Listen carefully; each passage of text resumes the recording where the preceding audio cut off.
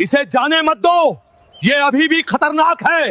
मेरा हुक्म है, इस जानवर को यहीं ढेर कर दो। मार दो इसे, मैं खुद इसका काम तमाम करूंगा। बस बहुत हुआ जमींदार साहब, तुम सब अपनी औकात भूल रहे हो। तुम एक जानवर और एक मामूली लड़के के लिए मुझसे टकरा रहे हो। नीलगिरी की पहाड़ियों की गोद में घने कोहरे और ऊंचे दरख्तों के बीच एक छोटा सा गांव बसा हुआ था, जिसका नाम था चंदनपुर। यह गांव अपनी खूबसूरती के लिए कम और वहां के लोगों के दिलों में बसी खटास के लिए ज्यादा जाना जाता था। सुबह का सूरज जब निकलता तो उसकी सुनहरी किरणें सबसे पहले गांव के सबसे आखिरी छोर पर बनी एक टूटी फूटी झोपड़ी पर पड़ती थी। यह झोपड़ी थी कबीर की। कबीर, जिसकी उम्र यही कोई 14 या 15 साल रही होगी। देखने में वह किसी भी आम लड़के जैसा ही था, सांवला रंग, बिखरे बाल और दुबला पतला शरीर, लेकिन उसकी आंखों में एक ऐसी गहराई थी जैसे कोई शांत झील जिसके भीतर न जाने कितने राज दफन हों। कबीर इस दुनिया के शोर शराबे में बिल्कुल अकेला था, क्योंकि वह बोल नहीं सकता था। कुदरत ने उसे जुबान नहीं दी थी और शायद इसीलिए गांव वालों ने उसे इंसान समझना छोड़ दिया था। गांव के बच्चे उसे पत्थर कहकर बुलाते थे। उनका मानना था कि जिसे अपनी बात कहनी नहीं आती उसे किसी बात का बुरा भी नहीं लगता होगा। जब वह पनघट के पास से गुजरता तो औरतें अपनी बातें बंद कर देती, जैसे कोई अपशकुन वहां से गुजर रहा हो। बड़े बुजुर्ग उसे देखकर थूक दिया करते थे और कहते थे कि यह लड़का गांव पर बोझ है। कबीर के पास इस भरी दुनिया में अपनी बूढ़ी दादी के अलावा और कोई नहीं था। उसकी दादी, जिनके चेहरे पर झुर्रियों का जाल था और हाथों में मिट्टी की सौंधी खुशबू, वह दिन भर मिट्टी के बर्तन बनाती और शाम को कबीर को अपने सीने से लगाकर जंगल की पुरानी कहानियां सुनाया करती थी। कबीर के पास अगर कोई दोस्त था तो वह थी उसकी पुरानी बांसुरी। यह बांसुरी मामूली लकड़ी की नहीं थी, बल्कि इसे उसके पिता ने जंगल के सबसे पुराने बांस से बनाया था। कबीर के पिता एक मशहूर महावत थे, जो अक्सर कहा करते थे कि बेटा, जंगल का अपना एक संगीत होता है जो कानों से नहीं रूह से सुना जाता है। जिस दिन तुम उस संगीत को समझ लोगे, उस दिन तुम्हें शब्दों की जरूरत नहीं पड़ेगी। कबीर को अपने पिता का चेहरा तो याद नहीं था, लेकिन उनकी दी हुई वह बांसुरी हमेशा उसके कमर में खुशी रहती थी। उन दिनों गांव का माहौल बहुत ही डरावना हो चुका था। शाम ढलते ही लोग अपने घरों के दरवाजे बंद कर लेते थे और खिड़कियों से बाहर झांकने की भी हिम्मत नहीं करते थे। इसकी वजह थी जंगल का वह नया मेहमान, जिसने पिछले कई हफ्तों से सबकी नींद हराम कर रखी थी। जंगल से रोज रात को चिंगाड़ने की ऐसी भयानक आवाजें आती थीं कि कमजोर दिल वालों की धड़कनें रुक जाएं। गांव वालों का कहना था कि जंगल में एक खूनी हाथी आ गया है। लोग उसे काल कहने लगे थे। काल कोई साधारण हाथी नहीं था, वह एक विशालकाय नर हाथी था, जिसका शरीर पहाड़ जैसा और रंग गहरा काला था। उसका एक दांत आधा टूटा हुआ था, जो उसे और भी खूंखार बनाता था। उसकी आंखों में हमेशा खून सा लाल रंग तैरता रहता था, जैसे उसके भीतर नफरत की आग जल रही हो। काल ने आसपास के 2 गांवों में भारी तबाही मचाई थी। उसने कई किसानों के खेत उजाड़ दिए थे, पक्के मकानों को अपनी ताकतवर सूंड से मिट्टी में मिला दिया था, और खबर तो यह भी थी कि उसने 3 लोगों को कुचलकर मार डाला था। चंदनपुर के जमींदार, जो खुद को गांव का मालिक समझते थे, बहुत घबराए हुए थे। उन्होंने शहर से बड़े बड़े शिकारी बुलवाए थे। गांव की सीमाओं पर मचान बनाए गए थे, जहां दिन रात बंदूकधारी पहरा देते थे। रात भर मशालें जलती थीं और नगाड़े बजते थे, ताकि शोर से हाथी गांव में न आए। लेकिन कबीर को कुछ और ही महसूस होता था। वह अक्सर अपनी झोपड़ी के बाहर बैठकर जंगल की तरफ देखता रहता। जब हवा के साथ हाथी की चिंगाड़ आती तो गांव वाले डर से कांप उठते, लेकिन कबीर की आंखों में आंसू आ जाते। उसे उस आवाज में गुस्सा नहीं, बल्कि एक अजीब सा दर्द, एक तड़प सुनाई देती थी। वह अपनी दादी की गोद में सिर रखकर इशारों में पूछता कि क्या काल सच में बुरा है। दादी उसके बालों में उंगलियां फेरते हुए कहती कि जख्मी रूह जब तड़पती है तो दुनिया उसे शोर समझती है। बेटा, जानवर कभी बेवजह खूनी नहीं होता। जरूर उसे इंसान ने कोई गहरा जख्म दिया होगा। उस दिन का सूरज कुछ अलग ही लालिमा लेकर निकला था, जैसे आसमान में खून बिखरा हो। हवा थम गई थी और जंगल में एक अजीब सा सन्नाटा था। दोपहर का वक्त था। गांव की औरतें नदी किनारे कपड़े धो रही थीं और कुछ बच्चे गांव के बीच वाले मैदान में क्रिकेट खेल रहे थे।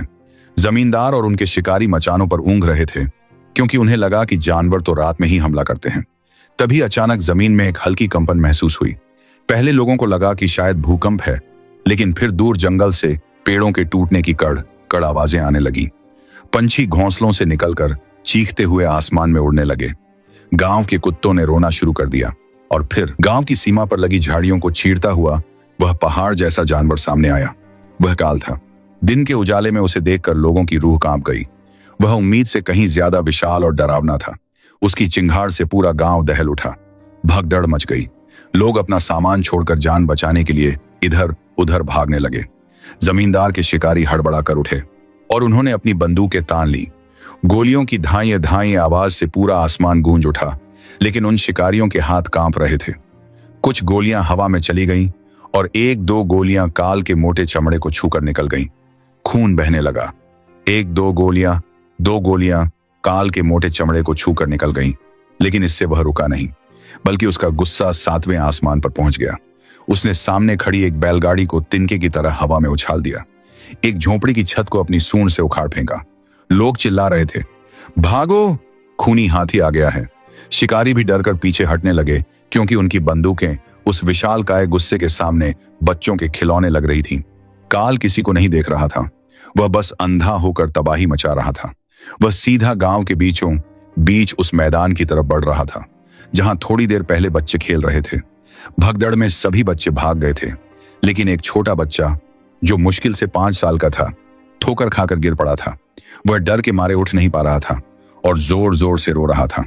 काल ने उस बच्चे को देख लिया। वह चिंघाड़ता हुआ उसकी तरफ बढ़ा। गांव वाले अपनी छतों और खिड़कियों से यह मंजर देख रहे थे। बच्चे की मां भीड़ में चीख रही थी, लेकिन किसी में इतनी हिम्मत नहीं थी कि वह उस मौत के सामने जा सके। काल बच्चे के बिल्कुल करीब पहुंच गया। उसने अपना भारी भरकम पैर हवा में उठाया। अब बस एक पल की देरी थी और वह मासूम जान हमेशा के लिए खत्म हो जाती। सबकी सांसें हलक में अटक गई थीं। तभी धूल के उस गुबार के बीच से एक दुबला पतला साया सामने आया। वह कबीर था। न उसके हाथ में कोई भाला था, न कोई बंदूक। उसके हाथ में थी तो बस वह पुरानी घिसी पिटी बांसुरी। लोग खिड़कियों से चिल्लाए कि अरे ओ गूंगे, हट जा वहां से, कुचला जाएगा, पागल हो गया है क्या? लेकिन कबीर ने किसी की नहीं सुनी। उसके कानों में लोगों का शोर नहीं, बल्कि अपने पिता की वह बात गूंज रही थी कि संगीत में दुनिया को बदलने की ताकत होती है। कबीर के कदम धीमे थे, पर उनमें एक अजीब सा ठहराव था। वह डर नहीं रहा था। वह सीधा काल की लाल आंखों में देख रहा था। जैसे ही काल का पैर बच्चे पर गिरने वाला था, कबीर ने अपनी बांसुरी होठों से लगा ली और फिर उस कोलाहल के बीच एक मखमली धुन तैरने लगी। यह कोई साधारण धुन नहीं थी। यह वह संगीत था जो कबीर ने सालों तक अकेलेपन में जंगल से सीखा था। इसमें हवा के झोंकों की सरसराहट थी, बहते झरने की शीतलता थी और सूखी पत्तियों के गिरने की उदासी थी। कबीर ने अपनी पूरी जान उस बांसुरी में फूंक दी। धुन इतनी गहरी और दर्द भरी थी कि जैसे कोई अपनी रूह निकाल कर रख रहा हो। अचानक एक चमत्कार हुआ। काल का पैर, जो बच्चे को कुचलने के लिए उठा था, हवा में ही रुक गया। हाथी ने अपना सिर झटका, जैसे वह किसी नींद से जागा हो। उसकी वह लाल आंखें, जो गुस्से से जल रही थीं, धीरे धीरे झपकने लगी। हाथी ने अपनी सूंड को नीचे किया और उस आवाज के स्रोत को ढूंढने लगा। गांव वाले सन्न रह गए। जो शिकारी 100 गोलियों से उस जानवर को नहीं रोक पाए थे, उसे एक गूंगे लड़के के संगीत ने मूर्ति बना दिया था। कबीर रुका नहीं। वह बांसुरी बजाते हुए धीरे धीरे आगे बढ़ा। वह जानता था कि अगर संगीत रुका तो मौत फिर से जाग जाएगी।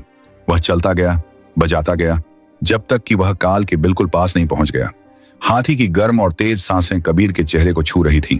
हाथी इतना विशाल था कि कबीर उसके पैर के बराबर भी नहीं लग रहा था, लेकिन उस पल कबीर का कद उस हाथी से भी बड़ा लग रहा था। कबीर ने बांसुरी बजाना बंद नहीं किया, लेकिन उसने अपना एक हाथ धीरे से बांसुरी से हटाया और काल की उस मोटी धूल और खून से सनी सूंड पर रख दिया। हाथी एक पल के लिए पीछे हटा, लेकिन फिर उसने एक कमजोर सी आवाज निकाली, जैसे कोई छोटा बच्चा सिसक रहा हो। कबीर की नजर हाथी के अगले पैर की तरफ गई। वहां घुटने के पास चमड़ी और मांस के बीच एक गहरा जख्म था। उस जख्म में लोहे का एक बड़ा और जंग लगा हुआ शिकारी जाल का हिस्सा फंसा हुआ था। वह लोहे का मोटा तार मांस के अंदर तक धंस गया था और उसमें मवाद पड़ गया था। मक्खियां भिन भिना रही थी और वहां से बदबू आ रही थी। कबीर का दिल पसीज गया। वह समझ गया कि काल खूनी नहीं था। वह बस उस असहनीय दर्द से पागल हो रहा था। वह हफ्तों से सो नहीं पाया था। वह मदद मांग रहा था, पर इंसान उसे गोलियां दे रहे थे। दर्द जब हद से गुजर जाता है तो वह गुस्से का रूप ले लेता है, और यही काल के साथ हुआ था। कबीर ने अपनी धुन बदल दी। अब वह संगीत तेज नहीं, बल्कि लोरी जैसा शांत और मीठा था। कबीर ने बांसुरी को अपनी कमर में खोसा और दोनों हाथों से उस लोहे के तार को पकड़ लिया। गांव वाले अब भी सहमे हुए देख रहे थे। किसी को समझ नहीं आ रहा था कि कबीर क्या कर रहा है। कबीर ने एक गहरी सांस ली और उस तार को खींचना शुरू किया। हाथी दर्द से चिंगाड़ उठा और उसका पूरा शरीर कांप गया। एक पल के लिए लगा कि वह कबीर को पटक देगा, लेकिन कबीर हटा नहीं। उसने हाथी की आंखों में देखा और अपनी आंखों से उसे भरोसा दिलाया कि मैं तुम्हें दर्द नहीं, आराम देने आया हूं। कबीर ने अपनी नन्ही जान की पूरी ताकत लगा दी।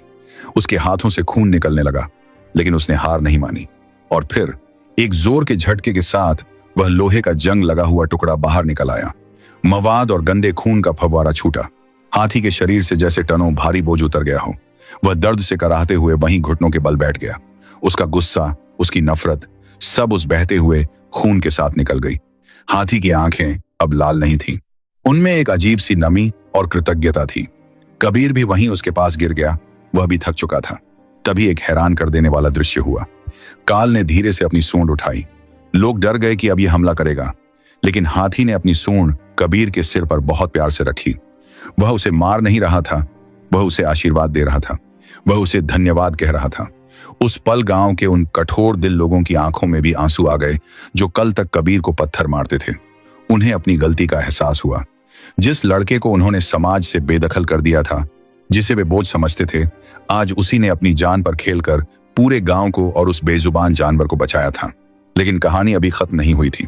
जैसे ही काल वापस जंगल की तरफ मुड़ने लगा, जमींदार का अहंकार जाग उठा। इसे जाने मत दो, ये अभी भी खतरनाक है। मेरा हुक्म है, इस जानवर को यहीं ढेर कर दो। मार दो इसे, मैं खुद इसका काम तमाम करूंगा। बड़ा हो गया। उसने अपनी दोनों बाहें फैला दी और अपनी छाती तान दी। अपनी मौत को दावत दे रहा है कबीर, हट जा मेरे रास्ते से। बोल नहीं सकता था, लेकिन उसकी आंखों की चमक चिल्ला कर कह रही थी कि अगर इसे मारना है तो पहले मुझे मारना होगा। गांव वालों का सब्र अब टूट गया। वे दौड़कर आए और उन्होंने जमींदार की बंदूक नीचे करवा दी। पहली बार पूरा गांव कबीर के साथ खड़ा था। जमींदार को पीछे हटना पड़ा। काल ने एक आखिरी बार कबीर को देखा, जैसे उसका चेहरा अपनी यादों में बसा रहा हो, और फिर धीरे धीरे जंगल की गहराइयों में ओझल हो गया। उस शाम गांव में कोई जश्न नहीं मना, बल्कि एक प्रायश्चित की सभा हुई। सबने कबीर के सामने सिर झुकाया, लेकिन तभी भीड़ को चीरते हुए कबीर की बूढ़ी दादी आगे आई। लोग कहते थे कि तू अभी बच्चा है, लेकिन आज तूने वो कर दिखाया जो यहाँ का कोई बड़ा नहीं कर सका। मुझे तुझ पे गर्व है मेरे बच्चे। जिसे तुम कातिल समझ रहे हो, उसने 10 साल पहले किसी की जान ली नहीं थी, बल्कि किसी की जान बचाई थी। जब कबीर के पिता जंगल में गए थे तो उन्होंने देखा था कि कुछ शिकारियों ने एक हाथी के बच्चे को घेर लिया है। वह बच्चा यही काल था। कबीर के पिता ने उन शिकारियों से लड़कर उस बच्चे को बचाया था, लेकिन उस लड़ाई में शिकारियों की एक गोली कबीर के पिता को लग गई थी। मरते वक्त कबीर के पिता ने उस हाथी के बच्चे से कहा था कि आज से मेरा बेटा तुम्हारी जिम्मेदारी है। उस दिन कबीर भी वहां मौजूद था। अपने पिता की मौत और उस खौफनाक मंजर को देखकर छोटा कबीर इतना डर गया था कि उसकी आवाज हमेशा के लिए चली गई थी। दादी ने रोते हुए बताया कि काल आज गांव उजाड़ने नहीं आया था। वह तो वापस आया था अपने उस पुराने दोस्त के बेटे को ढूंढने। शायद उसे महसूस हो गया था कि कबीर यहाँ अकेला और दुखी है। वह जख्मी था, दर्द में था, फिर भी वह यहाँ आया। वह खूनी नहीं था, वह तो वफादारी निभाने आया था। उसने कबीर की बांसुरी की धुन पहचान ली थी, क्योंकि वही धुन कबीर के पिता उसे बचपन में सुनाया करते थे। यह सुनकर पूरे गांव में रोना मच गया। लोग कबीर के पैरों में गिर पड़े। जमींदार भी अपनी नजरें नहीं उठा पा रहा था। कबीर आज भी बोल नहीं सकता था, लेकिन उसने बिना एक शब्द कहे पूरी दुनिया को समझा दिया था कि प्यार की भाषा सबसे बड़ी होती है। उसने जंगल का वह संगीत सुन लिया था जिसकी बात उसके पिता करते थे। उस दिन के बाद से चंदनपुर बदल गया। वहां फिर कभी किसी जानवर पर पत्थर नहीं फेंका गया।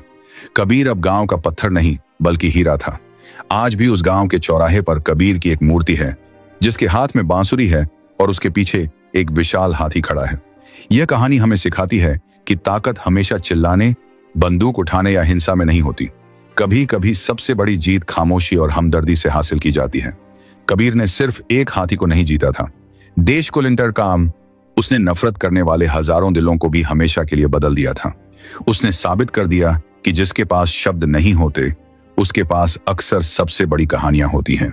दोस्तों, अगली बार जब आप किसी बेजुबान जानवर को सड़क पर या जंगल में देखें, तो याद रखिएगा कि शायद उनके पास हमारी तरह भाषा नहीं है, पर उनके पास भी एक दिल है, एक परिवार है और एक कहानी है। शायद वे भी किसी कबीर का इंतजार कर रहे हैं जो उनके दर्द को समझे। कबीर की यह बांसुरी आज भी उस घाटी में गूंजती है, हवाओं के जरिए उन लोगों को याद दिलाने के लिए कि इंसानियत का सबसे बड़ा मजहब प्यार है। अगर कबीर जैसा एक गूंगा लड़का अपनी जान पर खेलकर नफरत को हरा सकता है, तो हम और आप क्यों नहीं।